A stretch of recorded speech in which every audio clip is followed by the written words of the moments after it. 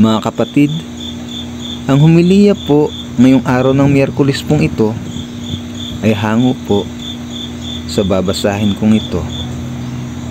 Mateo, Kapitulo 13, versikulo 54 hanggang 58. Si Jesus ay hindi tinanggap sa Nazaret.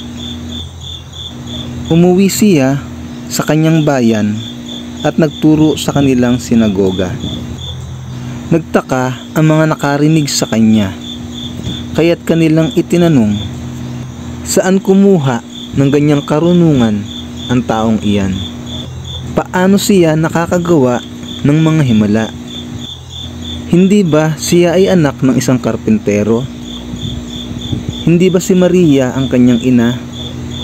At sina Santiago, Jose, Simon, at Judas ang kanyang mga kapatid?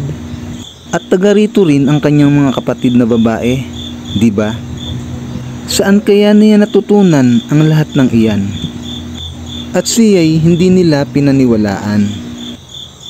Kaya't sinabi ni Jesus sa kanila, ang isang propeta'y iginagalang kahit saan, maliban sa kanyang sariling bayan at sariling sambahayan.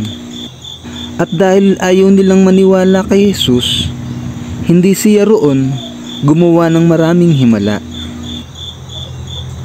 Ang mabuting balita ng Panginoon. Pinupuri ka namin, Panginoong Hesukristo.